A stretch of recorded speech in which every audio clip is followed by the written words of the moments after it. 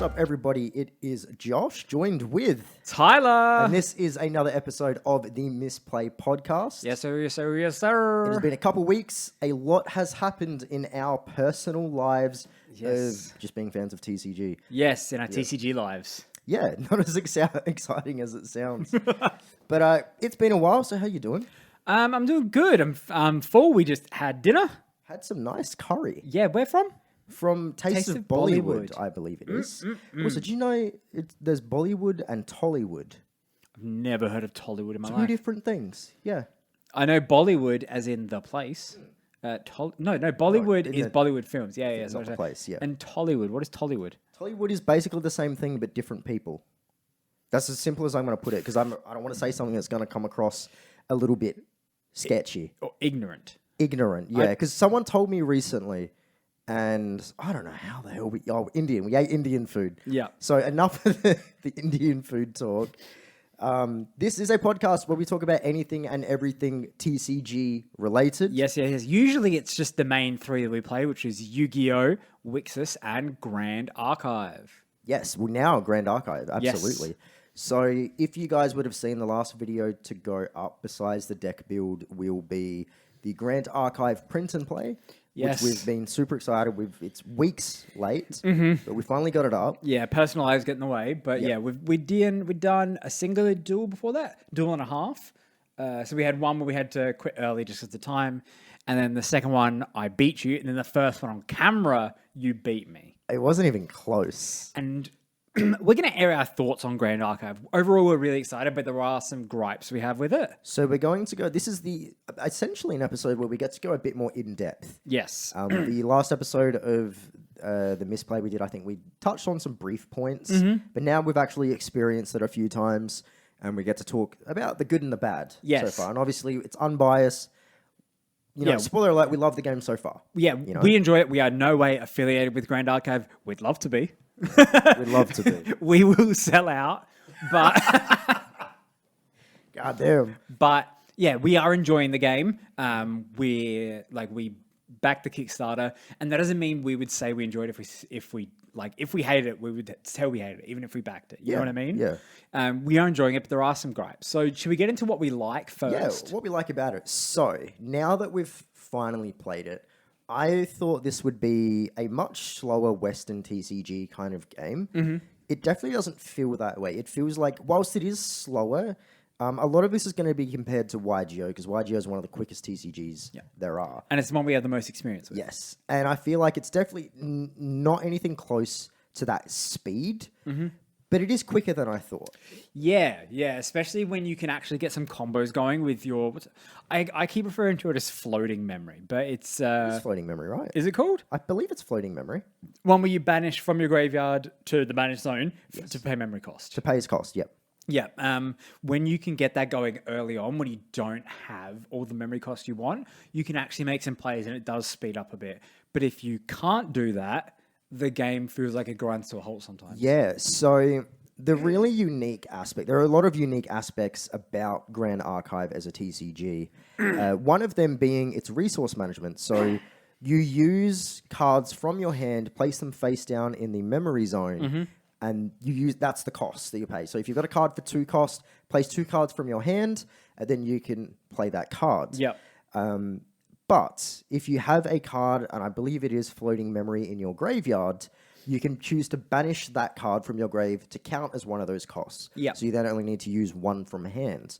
So it does lend into setting up initially plays for your next play, because you want to see that card in your graveyard and try and use less cards from your hand most of the time. Yeah. But like you said, when you don't run into that situation where you don't have them in your graveyard, you're stuck in a loop where you're almost always using cards from your hand. Yeah. So in our first duel we did where I beat the one not on camera, I was able to early on get into those floating memory cards, and I feel like I was always having a play to make. Then, spoiler alert, if you hadn't watched our print and play duel, in this one, I ran into 1, and that was it. Yeah, so in the duel that we didn't manage to get on camera, the reason why that was so crucial, because he could play without falling behind. Yeah, without going hand negative. While also leveling up his champion, which is really good. Yeah. But if you without the floating memory, you kind of can only do one or the other. It feels like almost most of the time. And whilst I know it sounds like a negative, it is a good thing right now to see because in the version, I believe it was 1.1 of the print and play, I don't believe floating memory was a thing. Yeah, you mentioned that early on, like yeah. right at the early start, floating memory wasn't even a concept. Had less draw power as well. So immediately, the game's not even out yet, but with getting our hands on the print and play, we did version 1.2, and it has the floating memory. It has more draw power. So it is a good sign to show that they are trying to help speed it up and bring a bit more flow to it. Yeah. So I feel like if we would have played in version 1.1, that would have been rough. Yeah. Like, can you imagine not seeing like any floating memory and pretty much no draw power? It'd be rough, man. Because it's rough right now running a 60 card deck, which we'll get into a bit, because it's hard to make something really consistent when you're only typically going to see like 20 cards in the deck. Let's discuss it while we're on the topic, so we don't have to loop back around. So I do want to talk about some good stuff following up on Grand Archive, but while we're on the topic of the deck and the draw power and the number of cards, 60 feels like way too much for me and you personally. Yeah. So when you start with 6, as you do currently, and you draw 1 each turn, turns go for maybe 10, right? 10 turns, like 1, 1, 1, 5 each. You only see 15 to 20 cards in the deck. Let's say you get a bit of draw power, you see 20, 25. Most of the deck you will never see. Yeah. So the other issue with that as well. So obviously you'll never see a lot of the cards. I know there's 4 copies of each card, which is pretty standard, but a lot of Western TCGs and even Japanese TCGs as well, actually, that run the bigger size decks.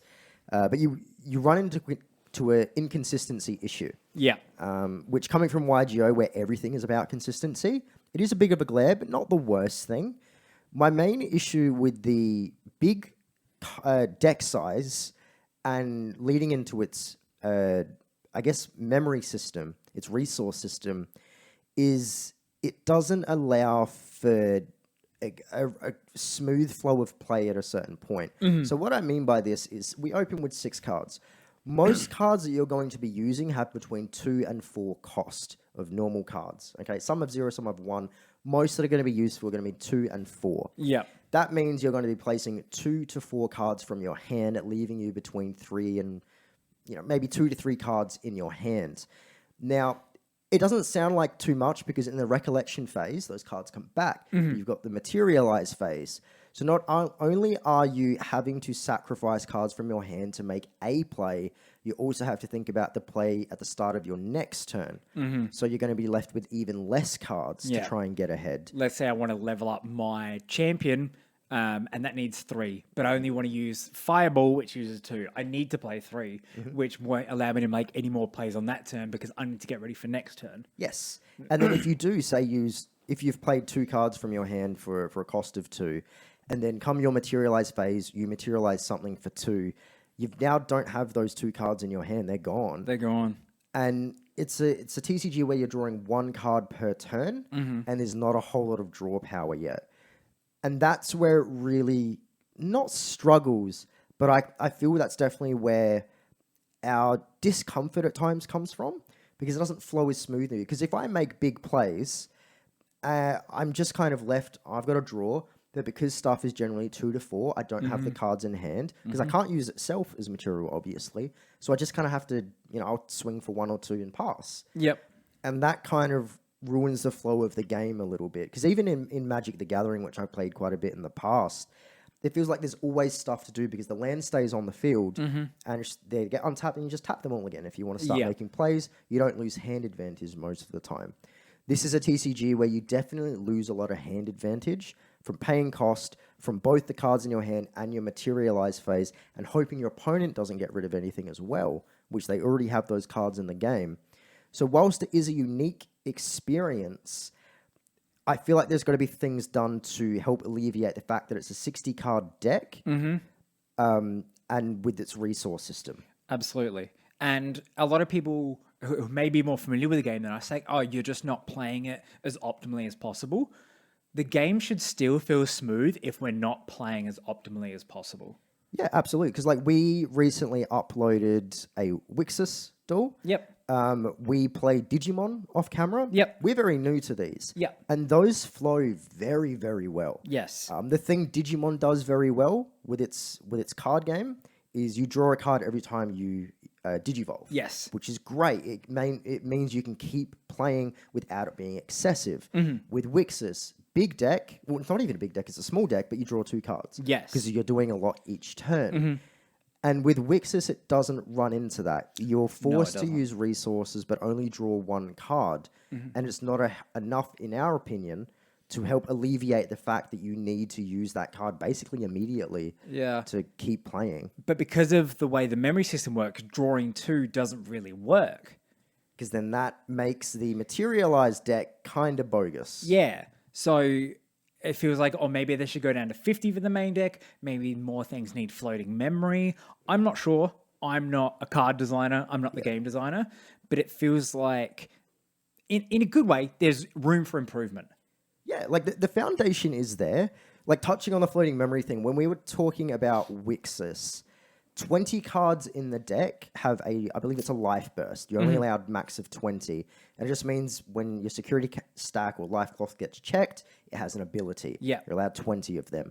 And it feels like, if you're allowed to have 20 or 30 with floating memory in the deck, maybe you don't need to, change too much else. Or if you had like a cost of 0, like a regalia item, you could, once per turn, if you were to pay cost for something, banish one ally from the grave, something like that, to help alleviate the constant struggle of hand advantage. Because I've watched a few people do print and play so far, and they run into the same issue, and I don't think it's been touched on.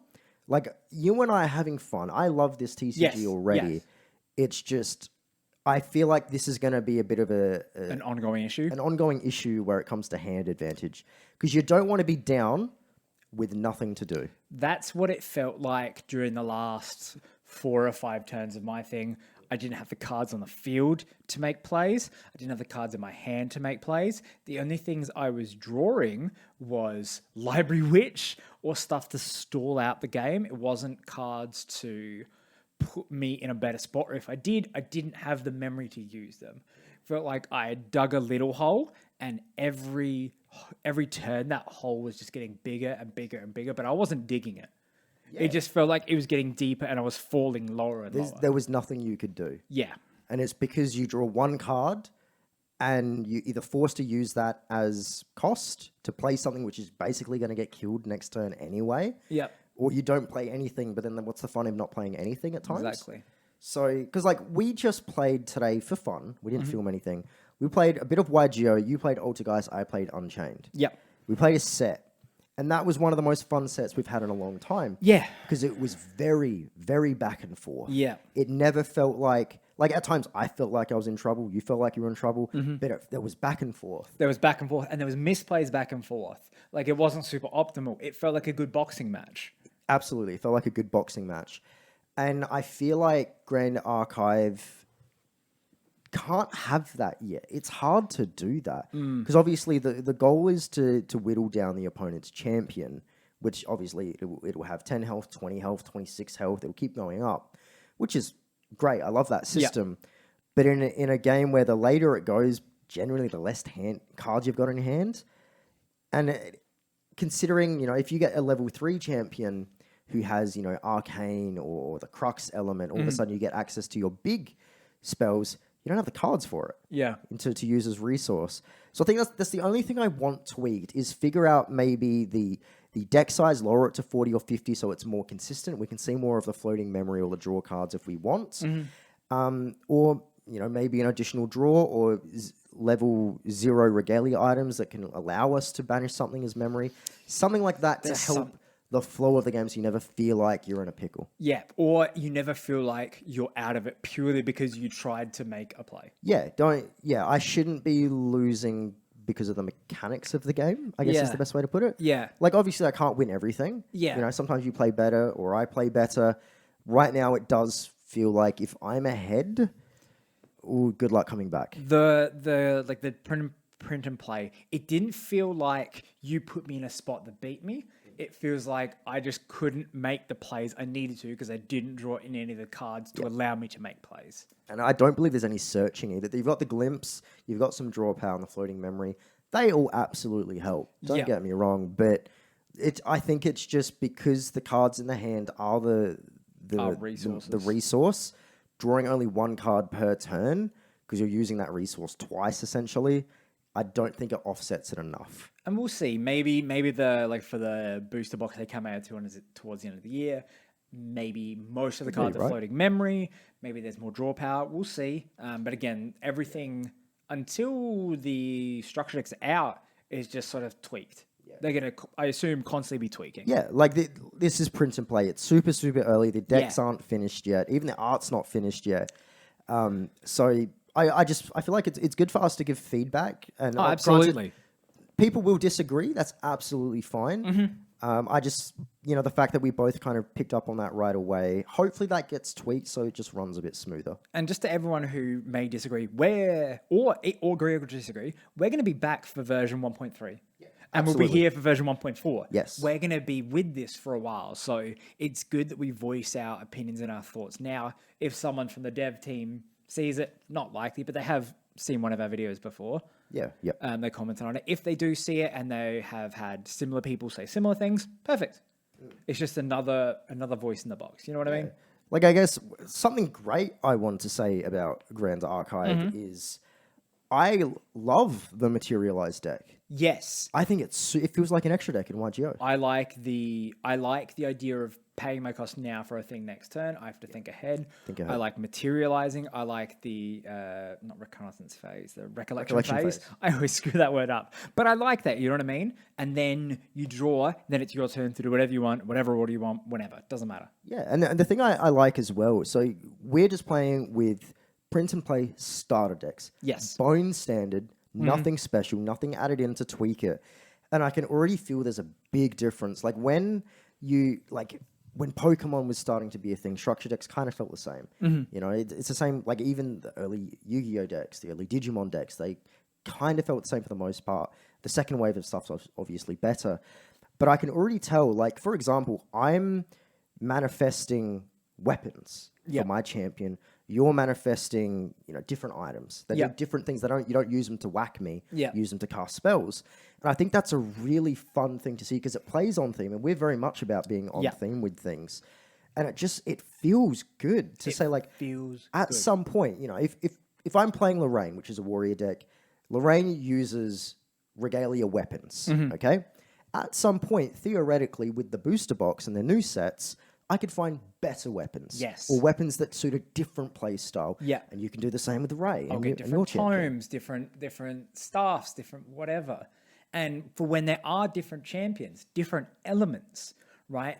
Later on, we might see one that uses fire as a base, a champion uses fire base, then goes into Crocs. Yeah, we could see water into poison. Like we could do water warrior as well. You can do fire, whatever. So much variation here. And so it's exciting now, but it's more exciting for the creativity the devs can have going to the future. It feels good. Like there's such a good foundation here. And it's one of the ones we're sticking with that I'm really excited for. I'm glad we're both enjoying it. And all the feedback we give is purely that. It's feedback. all with love. And this is good feedback as well. Like I love so much of what this is doing. Like we've played other games we don't talk about as much, like Digimon. I play that super casually. I'm not as into it as much as I am Grand Archive already. Or even Wixis. Yeah, Wixis is a tough one. I prefer Digimon over Wixis purely for its gameplay mechanics, but I don't like the card design, so I default to Wixis. But I guess, there's pros and cons to everything. And I feel like if Grand Archive can perfect or tweak to the best of their ability, either the deck size, the draw power, the flow of the game, because I love the play style, I love the art, I love the card design, I love the uniqueness of everything. Man, I'm just sold. Yeah. It's so close. I'm glad we found that video and we've gone You found it. I'm glad I found that video and I'm glad we decided to go in on it. Yeah, absolutely. So overall, like you said, we'll be back from 1.3, 1.4, 1.5 Absolutely. until the decks arrive, and then a proper play, which will be super, super fun. Yeah, I'm excited for those the starter decks in May, roughly. We'll move off of I keep going to say Grand Creators, Grand Archive now, and we'll move on to YuGiOh. Yes. As a set came out recently. It was Battle of Chaos. Battle of Chaos. I love it. Spoiler alert, we love it. Yes. Great set. We've been keen on this set for a long time, especially me, because it gives support to a lot of decks I cared about, mainly the deck that has kept me in Yu-Gi-Oh! For a long time, which is Ghost Trick. One of the decks that got me in when I came back was Vampire, and a few things here and there like S-Force, and I think there was one or two ones that got support in it as well. We did an opening. We got very, very lucky, very fortunate. We had some good pulls. Illusion of Chaos. Someone I know actually pulled the 25th Dark Magician. Did I tell you that? No, you didn't tell me that. Yeah, someone I know pulled 25th Dark Magician off 2 packs. Not even a box. Holy moly. Yeah. That is wild. I watched Team APS I was editing and Team APS were doing a live stream and he was opening a case. The very last box had the 25th anniversary Dark Magician. What a way to end the stream. Yeah, right? What a way to end it. But yeah, Battle of Chaos is really, really good. I'm very happy with this set overall. It wholeheartedly makes up for Grand Creators, the deck building set. We did not like that set. Yeah, no, we hated it. We hated it. Yeah. But I love, we all love Battle of Chaos. Yeah. And I know, so I've heard people aren't too happy with it. They're not thrilled about it. Why? There's no meta changes. And that's meta talk, okay? We ain't here for meta talk. You and I started playing YuGiOh. The first deck you built was Ghost Trick. You're going to love them forever. Yes, and forever I and like ever. that. I have a huge affiliation towards like Halloween themes, pseudo spooky, as in like Casper the Ghost-ish, like very Cute spooky. cute spooky. That's a good way to put it. So yeah, they were the first deck I built, and they played them in 2012 as well. Yeah. And then our first deck building set, Dark Saviors, which had vampires. Yes. So it's 2 decks that you're always going to be with, regardless of what year it is. And it got major support in this set. Major support. So the vampire one, they finally got a true boss. I thought that was going to be Vampire Dracula, Vampire Vivode, but he was all right. And I was a bit disappointed. But then they got a main deck starter in Ghoul. We got a Link 3 in Fascinator. And then we got the true boss in the XEs, which I'm still waiting for that to come in the order. And just from the Link 3 and a singular Vampire Ghoul, the deck is so much better. Wild. So Vamps used to be ran through, because our decks kept leveling up through our personal meta. And Vamps couldn't keep up. They couldn't make a board. And already, your order's not even in completely yet. But the cards that we have managed to pick up from the set, just by pulling them, it's made a difference. Made a difference instantly. It's been really, really good to see. And then on top of that, Ghost Trick. So Ghost Trick, it's interesting. So all the Ghost Tricks being common, most people would be annoyed, but I'm not too fussed because most of the archetype is common at this point. And I'm like, cool, since we pulled a box, we got 3 of everything, took them all in, figure it out. And I'm like, okay, this might be able to work, Because we had like 2 days. No, I had 1 day between opening them and then testing them, right? And they got ran through.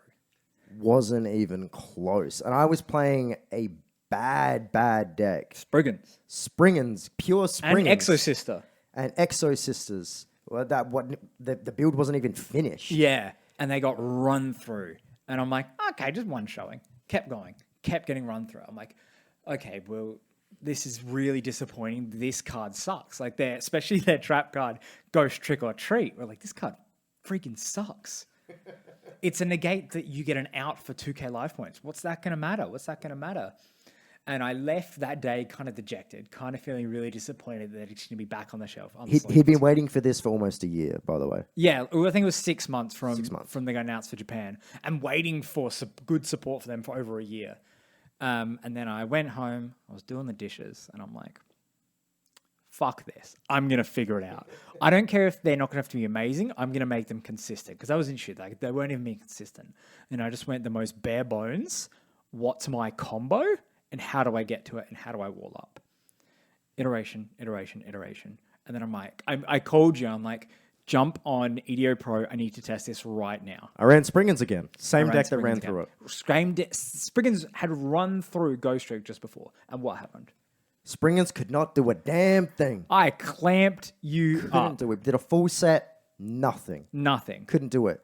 So kudos to you for doing a great Ghost Trick deck build. That will be up on YouTube. The want the moment people to I see it. order the rest of the cards in that I need, because there's just a few I'm missing.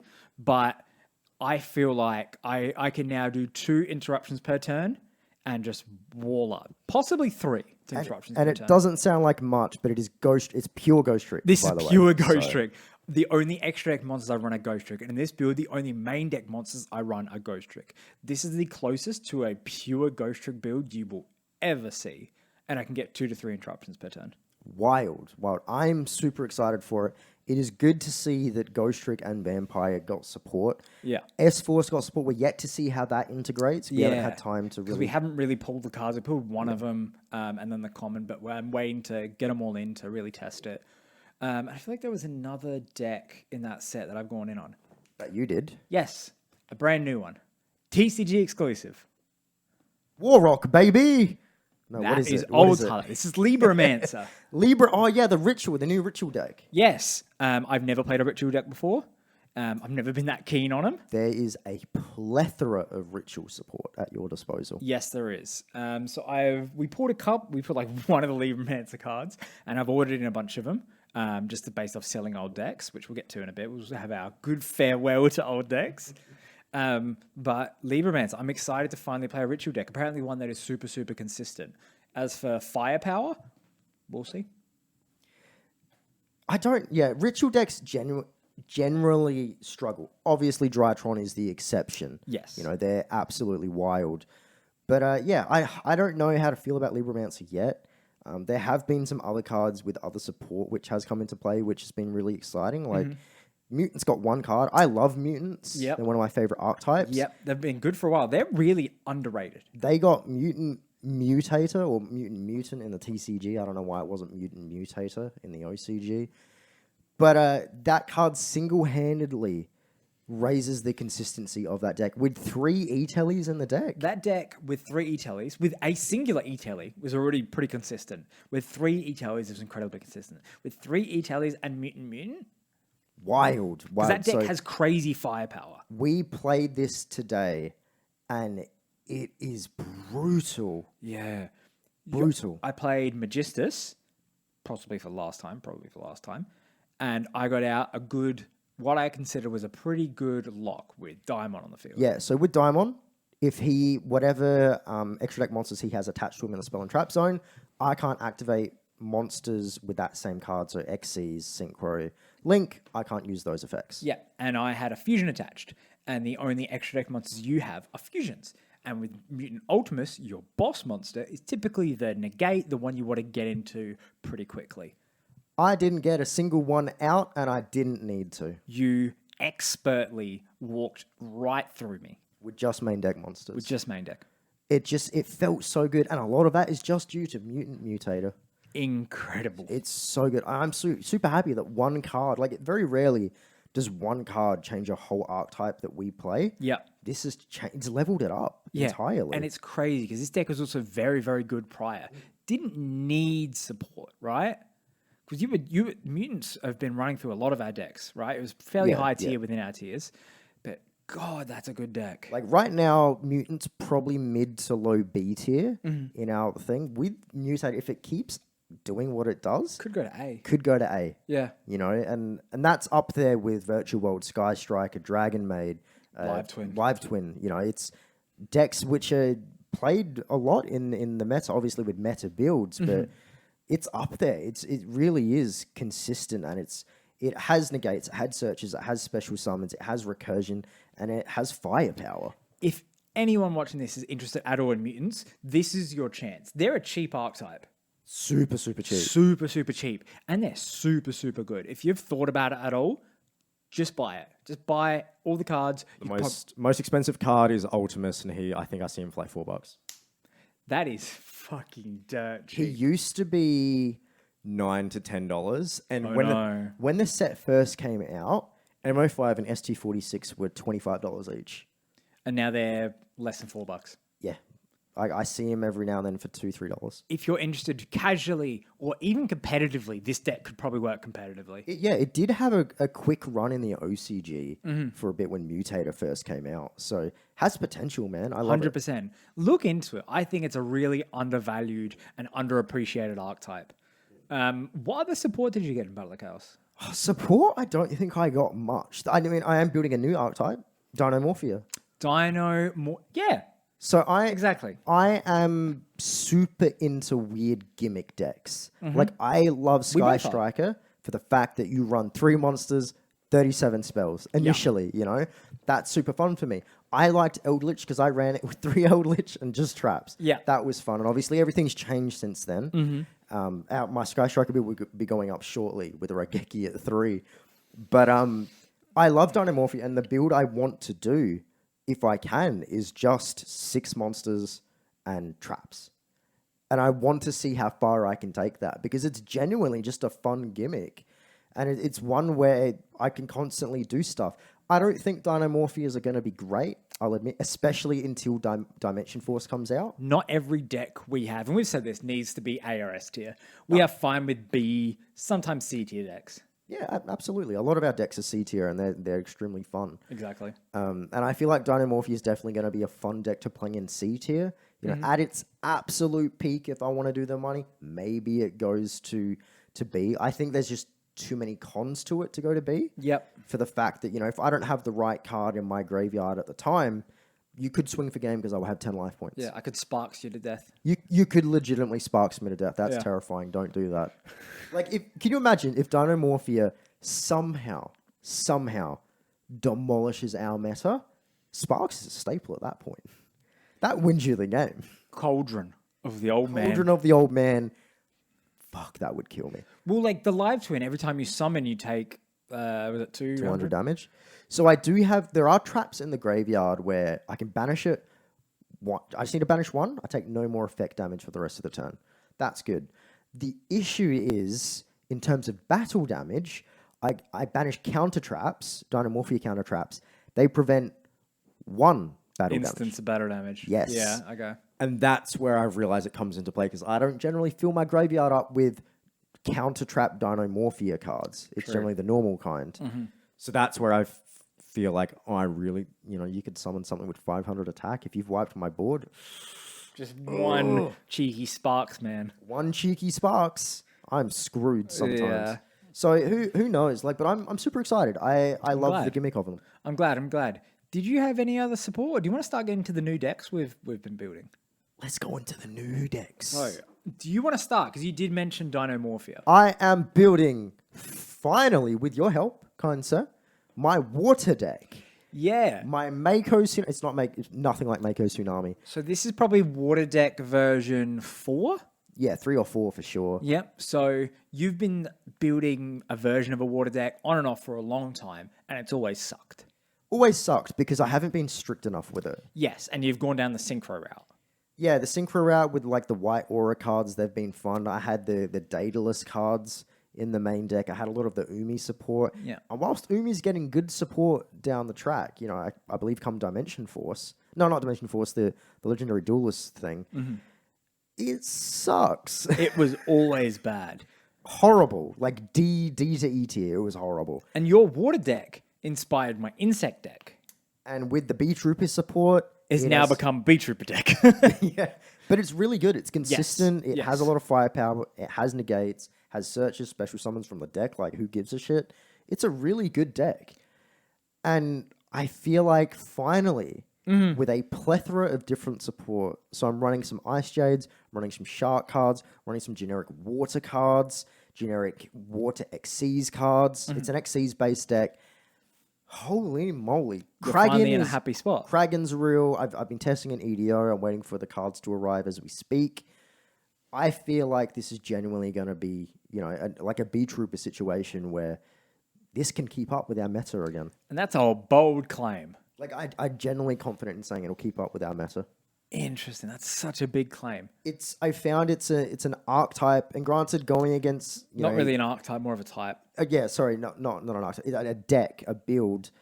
It's been able to consistently play through 2 to 3 interruptions. And that's typically all you need Typically, yeah. in our meta is to play through 2 to 3. If you can play through 3, you are a high tier of consistency and being able to play yourself. If you can play through 2, good. You're a good deck. That's why Virtual World has been so good, because it can just special summon every single monster it has. Yeah, that's why Live Twin is able to play through, because it can play through 3. Not many decks can play through 3. They're probably like one of the 2. And that's it. Yeah, they're pretty. That's why they're so And there are 2 best decks. brutal.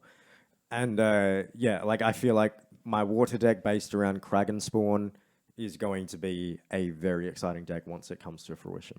Fingers crossed. I'm excited to see a good version of this deck finally. It's been years, baby, and I'm excited. But What- no synchros, no dataless cards, so had to make a tough choice. Good. What else have you started to build or finished? Finished. Unchained has been super fun. They've been in construction for a while in a few like slightly weakened forms, but I saw them at their full potential today. Yeah, and they're not completely done. Obviously, we need to tweak stuff. So the field spell, you actually gave me this idea. The master tech card guy that Yes, you are. the king of the tech cards. I can find a tech card for like any archetype. King technician. And I've proven that I can always find a tech card for an archetype. Reborn Tengu, for those that know. Ecolder Zone, the Yeah. field spell, works wonders in Unchained. Wonders. It feels like it's pseudo part of the archetype. So just if you're unfamiliar with Unchained, if any of my main deck monsters are destroyed by battle or card effect, they special summon a different Unchained monster from the main deck to the field. That is it. Ecolder Zone will destroy my first summon monster, which will give me a token I can actually link summon with, and special summon a different one that I actually want on the field from the deck. You missed something. Ecolder Zone destroys the first summon monster of the turn player. Yeah, that's what I was going to get at as well. Yeah. So not only does it help me get 2 bodies on the field for 1, and get the right body on the field for when I need it, come your turn, if I have the field spell on the field, the first monster you summon will be destroyed. You will get a token, but it is enough to stop plays sometimes. For instance, I was playing Altergeist. Altergeist is a link deck. All the links need Altergeist monsters. I could not use the tokens. And Altergeist kind of revolve around that first summon. Because their main dudes, their little dudes, are all very, very good. So a lot of the time, my turn was kind of dead in the water unless I had a way to play around that. A lot of the time I didn't. Yeah, and Unchained were kind of consistent and strong before we realized how good this card was. Yes. And it really has leveled it up. Yeah, So 100%. it's a thing where I think I need to run 2 in terraforming and 3. It's really going to depend. Like, I can maybe even throw in a cheeky metaverse. So like, oh, you've gotten rid of it. Bam, there's another one. Yeah. You know, and that will actually come into play because it's live right away as soon as it's on the field. At the moment it's in its live. So I think I'm really genuinely excited about where Unchained goes. It has a while to go because he got ran through something recently. You played something against it, and I couldn't do shit. Generator? I think it was Generator. I know we just played Time Thief Generator, and that was sad. No, it wasn't that. It was sad. something else I played in the past. Maybe Live Twin. Ooh, I think it was Live Twin because you had 2 pops every turn. I couldn't get a Cold Zone out. It was a rough time. So it's something where I need to help kind of speed it up a little bit. There's got to be some generic Fiend support potentially. But yeah, there's not a lot of it, let's be honest. There should be, despite how popular the type is. But that's something I'm excited for. After running it today, I genuinely feel excited for Unchained again. Good. I'm glad because I know you've had mixed feelings about it for a bit. Excited, not excited, excited, not excited. But I'm glad because I had a really good showing today and a really unique. It's a unique archetype. You want to know who else has had a good showing today? What? Generators. So yes, I've finally built Generator. Their first playtest was last week, and they did doo-doo. They did absolute dog butts. Yeah, they disappointed. Very disappointed. And I came back today changing like 5 cards in total, and boy, they've done well. So, and bear in mind, he's only running 2 of the field spell right now because the other's on its way still. Yeah. And I can see, like, if you can get a generator board with a negate of an Omni negate and a summon, and you can quick effect just take material from my hand, and you can quick effect just summon whatever you want from the deck. It's a lot. Yeah. And it doesn't take too much to build that board because you can special summon from the deck. Yeah, it all really, because like you mentioned how with Dynamorphia and with Sky Strike, you like gimmick decks. This is one where I have one summonable monster. Before Eternity Code, they had 0. So it was all, like they didn't have Loptia before Eternity Code. So when they came out, you were all based on the field spell. And so most of the time, I'm running one ofs or sometimes two ofs of most of the generated monsters, and I don't want them in my hand at all. Because they're essentially dead unless you use a different card. But this, I had high hopes for this deck because I could see it. I could see, I can get an Omni Negate and a Summon Negate out easily. And I could run Summon Limit and there could be only one and not be hampered at all. This could be an incredible lock. And they're all beefy boss monsters. I can see it. I can see it. I can see the weaknesses, but I can see this huge upside. And now today, I'm like, this is it. I fucking love this deck. Yeah, we really saw the potential of this deck.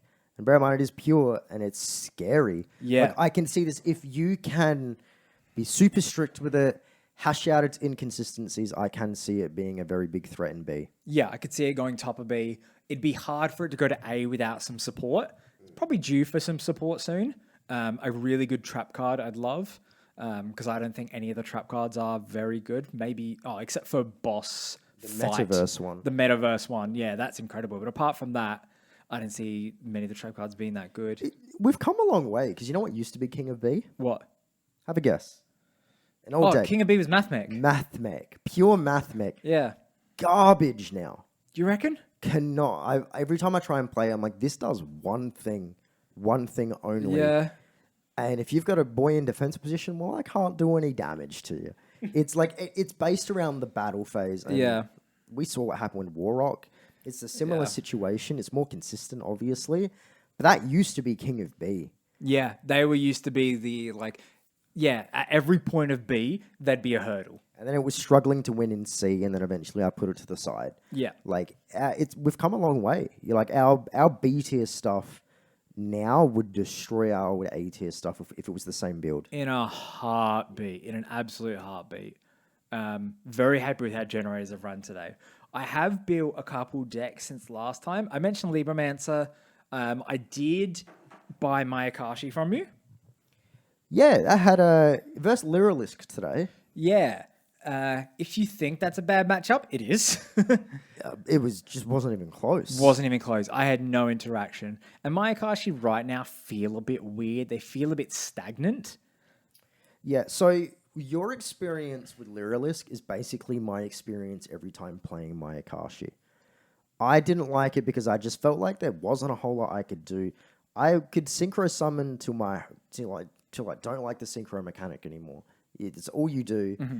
And whilst its Link 3 will help, its Link 4 isn't the best card if you can't summon something from the graveyard. Yeah. So that's the issue. Like, I really have to wait for you to interact.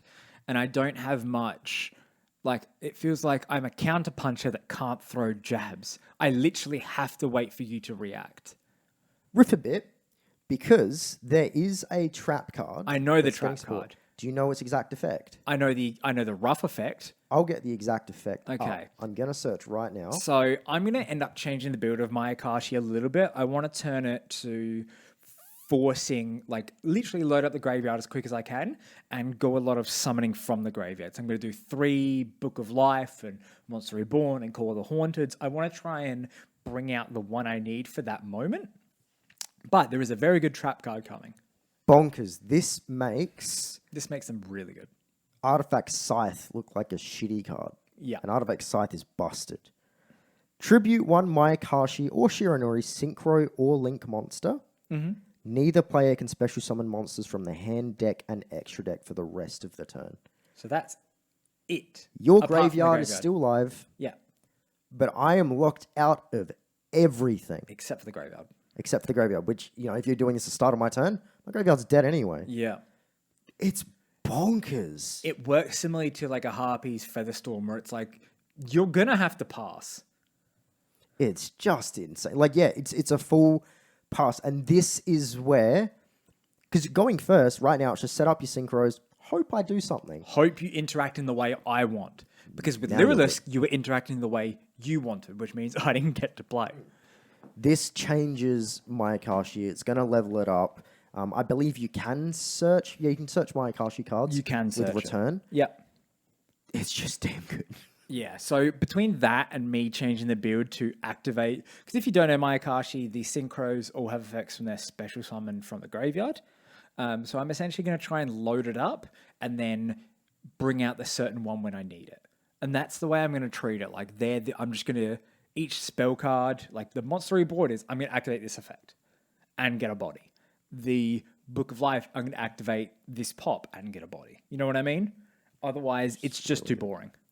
Right now it feels very boring.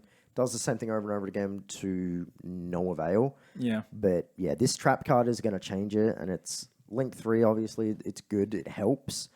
But I'm scared once the trap card comes out. I think we're gonna see a different Mayakashi because it's full control. I hope so. Because right now it's in a weird bit where it can beat it feels like Mathmech, where it's going to stomp the bad decks and not even going to touch the good decks. Until it becomes one of the bad decks itself. Or it becomes a good deck. It's literally going to hit a fork in the road. It's either going to be shelved or be crowned. Yeah, absolutely. I mentioned going on Liebermancer. I don't want to touch on Punk too much. I'm going to build them eventually. Your cards on the way, right? Yes, we did an order. But a bit ago, I ordered some Constellar cards. Continue. Now, Constellar is an archetype that their good cards haven't been reprinted in a while. And I bought a core. And I'm like, if I want to make this good to stand in B, right? So even if it's bottom of B, stand in B, I'm going to need to put in some money. How much do I need to put in? We're typically spending 1 to 150 on the decks right now. I've already spent a bit. He's already got the deck core. A deck core, yes. For me to take this to stand in B, I would need to spend probably another $200. And I said, no. No. Nah. I'm not spending $200 for a deck to stand in B. Not stand in Even S. if that, yeah. Yeah, you know what I mean? So they've been shelved for a little bit. And I've gone in on a cheaper variation, Satellanites. And I love Satellite. It's wild because a lot of the decks that we've had before. Like, I've built Shadows. You got Shadows from me, and then I ended up getting it back anyway. Adam, you, me, you. Back to me. My Kashi was originally mine, and you got that from me. Mm-hmm. I had a runnable Satellite deck. And Never saw the light of day. yeah, I ran it by myself and on EDO. I was like, you know what? This is garbage. Yeah. I'm not running it. So I sold it. And you ended up not getting it. Ages later. I didn't you care decided for it yeah. at the time. Salamangrates, you're intrigued on. Because I was interested, and then I'm like, no, I won't. And then you built them. Never even saw a duel. Sold them. Now I'm thinking, ooh, Salamangrates. It just happens. Yeah. Like that. But I would like to see them. Like, I love these old Xyz decks. They struggle from a thing where, like, I want to be evil swarms. And there's another old Xyz deck I want. Oh, Light Swans. I want to do. Hieratic's actually a lot easier. Mm-hmm. But they struggle for the fact that you need multiple of the same level monsters on the field in the archetype. Obviously, if you're playing it pure, and the in archetype can't do that consistently, especially can't do that through an interruption. Yeah. So it's where Constellar kind of sucks, Satella kind of sucks, Light Sworn kind of sucks.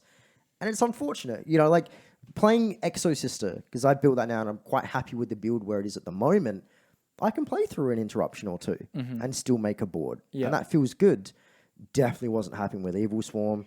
Definitely not going to happen with Constellar. That's unfortunate. That's why I'm not spending $200 on a deck that will maybe play through an interruption. Yeah, it's too much money. You know much what I mean? for a deck that is not going to compete. So it's unfortunate. Do you have any other decks you're slow building or interested in building? If not, we'll move on to ones we moved off of. I've just decided to go in on Subterra. Yes.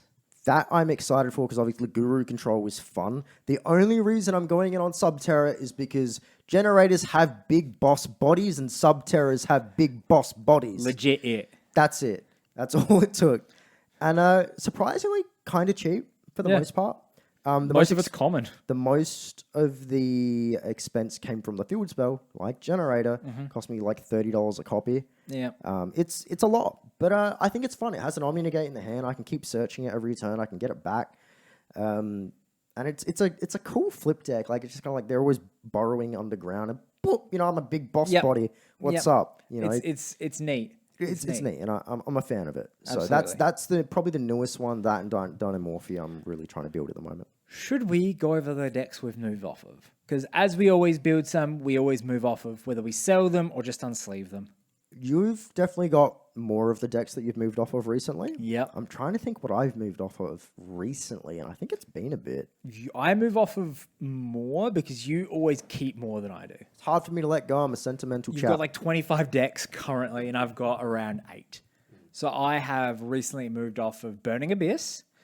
Yes, and they are sold, ladies and They gentlemen. sold recently. Yes. Prank Kids. And they sold, ladies and gentlemen. And They're they gone. sold, ladies and gents. What else did I give you recently? Magistus today. Magistus today. So we've got the video going up soon, but I am moving off of them. Not because they're bad. I just don't have the desire to play them as much anymore with other decks coming through. And they cost a fair bit, so I can sell them and put that money back into other stuff. Constella. It's not going into Constella. Not going into Constella. It'll probably go into Trap Tricks. Yeah. Trap Tricks are deck. coming back. This is the second time building them. Yeah, and the first time I wasn't strict at all. And this time, after playing them in Master Duel, I will be strict. It's funny that you mention that because a lot of our decks and our play styles leveling up is just be strict. Just be strict with the deck. None of this tomfoolery, none of this fluff. No fluff, no win more cards, no win harder cards. Start with the board you want to end and work backwards. That is it. That And is literally It it. has helped so much. Yeah, that's the main thing is start with the board you want to end on or work your combo out, how it did Ghost Trick and work backwards. Yeah, so at the moment, I'm trying to figure out rockets because they're a link climbing deck pure. Obviously, you can only go into the Boral monsters. And it will die to a solemn.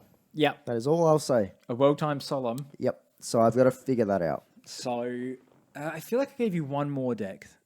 To sell, Yeah.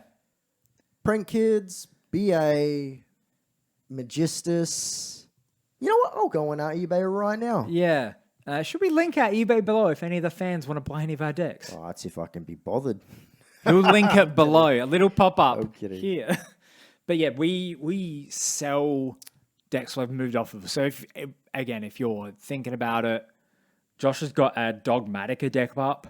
Yeah, like the old Rise of the Duelist cards are in Yeah. there. So if you're interested in that, the eBay will be in the link below. I'm going to be selling my Magistus deck. Oh. I've got 3 of everything. Samorg. Samorg. So I built them on a whim. Did the video. Cost barely anything. 'cause Cost we already barely had the anything. cards. Was sort of on the fence about it. Then they got hit on the ban list, and I'm like, well, my boss monster's gone. I'm not playing. Yeah, this God, deck. you literally can't play that archetype in our meta. I got interested because I saw the support card announced, and a week before that card got released, their boss monster got hit. And so it's unplayable in our meta, so they're going to be up on the eBay for dirt cheap. If you want pretty much all the small cards, go there. Yeah, here's something which may be controversial to those, especially those that play meta. I know exactly what you're going to say. Yes. So is it Bird of Sovereignty? Is that what it is? Yes. Samorg Bird of Sovereignty, the Link 3 link for Samorgs, which got banned in the last ban list because, Tri Brigade just get it out way too easily. And it's just a really good floodgate. It leads up to a really good floodgate. It's frustrating because it's a completely generic level 3 or Yes. Link 3. Yes. If it said 1 Samorg plus 1 to 2 monsters, whatever, of different attribute or same attribute or type, perfect. Yep. That doesn't get run for the most part. It allows it to be played in other decks, but it doesn't force a meta player to only play Samorgs. But instead, if you wanted to play Samorgs pure, you can no longer run Sovereignty. Yeah. So it sucks. It sucks. And it had nothing to do with Samorgs. That's No, the thing that it sucks. had nothing to do with Smorgs. A deck that wasn't very good, that had one play style, was excited for the new sport, and now they're dead. Dead in the water. Yeah, and it sucks. It's the same thing with Dryden. Sucked because of Draco Future, I believe it was, and Yep. Zeus, too easy to go into. My Recital Styling got hit, despite the fact that Lyrilisk Pure wasn't doing shit. Monster Gate. Yeah, why the fuck did Monster Gate get limited? That don't was know. out of nowhere. But it's rough sometimes. Like, and some all got hit the hardest, and that was probably one of the biggest reasons I assume moving off of them. Yeah. What's the point? Yeah, Right? it pretty much was. That was the absolute like nail. Was there's no point if I can't play the boss. I'm gonna have 3 dudes on the field that are just gonna lose their feathers. You know what I mean? Like they ain't doing shit. Look, it's frustrating. I didn't enjoy Prank Kids. BA served their purpose. I wasn't enjoying them as much. Some more good dead. I'm very surprised you moved off BA. Burning Abyss. Yeah, we're Burning Abyss. I love the art. I just found similar to my Akashi, all I ever did was wall up.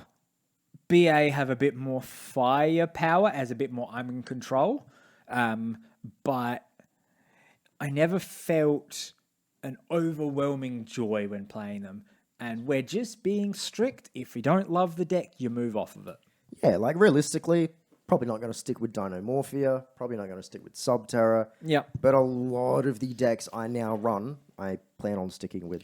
You only built Mutant because I gave you a few 10-cent commons.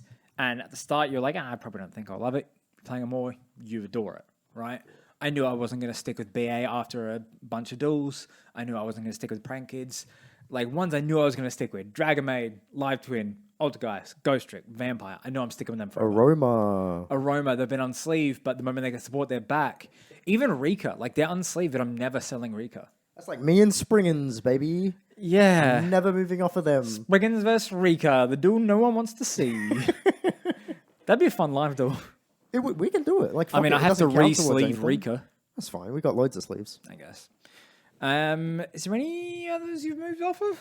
No, not really. Like, a lot of the stuff I've decided not to continue with, I've just put to the side. Like, I've got a whole box of decks that are just to the side. Yeah. Like, Destiny Heroes are there. Yeah. Melodious Diva is in there. Just a bunch of random crap that I will slowly build through time. And if it ever gets support, which isn't going to cost me $130 for one card, then I will, I'm You more talking about inclined to build Melodious? it. No, I'm talking about DPE. Is way too freaking yeah. expensive. But yeah, most of it's just been put to the side. And I think you've moved off a lot recently. I haven't. Mm-hmm. I've been more focused on building new stuff. Yeah, no, I get you. For me, it was moving off of, especially ones that were just sitting on money. Like BA sold for 100, but even that was $100. a good deal because that was all imported from the US. Like my whole Magistus deck is imported from the US except for the Diamond, the latest boss. So I will have that up soonish, and that'll be up there for a great deal. So if you're interested in Magistus, link will be below. That's the best price you'll get the whole entire archetype playsets for. Ready to play, as the people on eBay say. Ready to play, but this one is ready to play. Tournament ready. I've even got some like tech throwing cards. You know what I mean? Like Endymion searches and whatnot. Is there anything else you want to go over? I mean, where are we at for time? Around 50 to 60 minutes, around an hour. No. Let's wrap it up. Let's wrap it up. This is another episode of the Misplay podcast.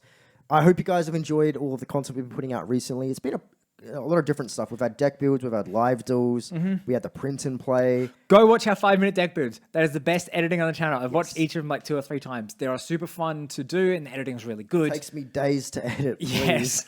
But they're my favorite content on the channel. So all the content on the channel that is on there now is pretty much going to be the content we're going to be producing for a while. So it is deck builds, like you mentioned, like we're just going over deck builds, live duels, the podcast, which we're doing now, 5-minute deck builds.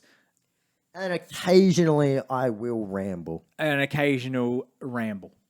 But that's pretty much the content on the channel. So yeah, you guys have been showing love. Just leave a like or leave a comment of something you want to see more. Because as much as I love doing the 5-minute deck builds, they need the views. They need the views. It takes me days. That thing takes a long time. There's no point doing 2 days of editing for 50 views. Yes. Oh, we're not even 50. We haven't even got there yet, They're my favorite videos on the channel. I love them, and they're super fun to make. So please, you have no idea how much leaving comments helps our motivation, and it helps it reach a bigger audience. So like if for instance, my Aroma video has like no views, but there's like 3 to 4 comments. All right. Like your like and comment ratio to view count is really good. Yeah. So good. for the deck builds, even if you don't get 10 people watching it, leave us comments. Get your friends to leave comments because that makes us want to do more of them and it makes me more excited to edit them. Leave us hate mail. I don't care. Yeah, I've said this on the Low Block, which is our basketball podcast. I want hate mail. Give us hate mail. Yeah, if we fuck up, tell us how we fucked up. If we can make our Yes. decks better, tell us how to make our decks better. So that'll do. This is a very long episode of the Misplay. I didn't anticipate it going so long. 1 hour. It is almost 9 o'clock at night. So it's about time we wrap it up. I want to go home. You want to go home? I'm going to drop this man home. Peace, and we'll see you guys in the next episode. Love y'all. Bye.